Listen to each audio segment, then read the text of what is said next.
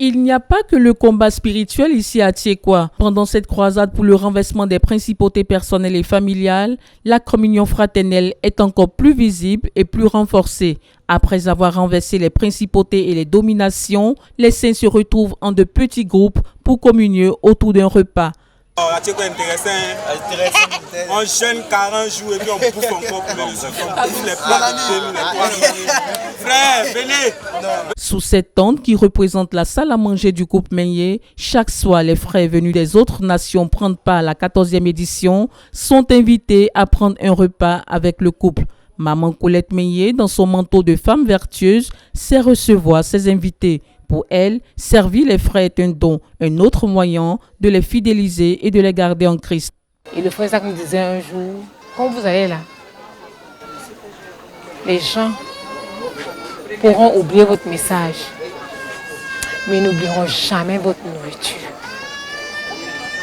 Ça fait que pour moi, pour mon ministère, la nourriture a une place capitale. C'est pour cela que les gens qui sont tarés avec la nourriture sont des adversaires pour moi. Garde ta nourriture et puis perds ton église.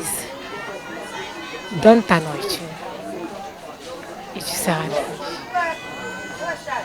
Récemment, j'ai rencontré un jeune homme qui doit avoir aujourd'hui plus de 35 ans. Il est venu une fois à la prière et puis j'avais fait la bouillie. La bouillie, quand il a bu, il a dit à sa maman à la maison, moi, on va plus là-bas, on va là où on boit la bouillie. Il est venu se présenter, il me dit, c'est moi Samuel. C'est moi qui avais dit avant que allons à l'église où on boit la bouillie. Parce que nous, les vendredis soirs, on ne permettait pas aux frères d'aller à la maison. Ils venaient à l'assemblée. Il y aura un peu d'arachide, ou bien un peu de bouillie, quelque chose pour que les frères n'aillent pas à la maison pour venir. Quand ils vont à la maison, ils ne vont pas revenir. Ils viennent là, ils mangent. En fait, c'est quelque chose que nous, c'est une arme pour nous, quoi. C'est une arme. Ça fait quelque chose, ça renforce les liens. Dans le sens spirituel de notre restauration, c'est le renforcement des liens, la fraternité. Et pour venir à cette prophétie qui a été dit que les gens vont oublier ton message, mais ils n'oublieront pas ton repas. Sous la coordination de la sœur Colette Menyé, les sœurs s'activent pour servir de quoi manger aux invités afin de leur permettre de prendre des forces. Car le Seigneur a dit aux apôtres, donnez-leur vous-même à manger.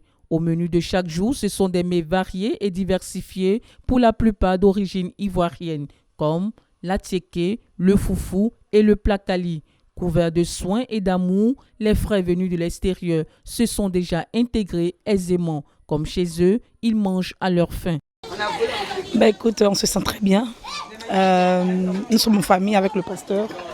Après la prière, après le combat spirituel, on vient, on mange un peu, on bavade, on partage des témoignages et tout va bien.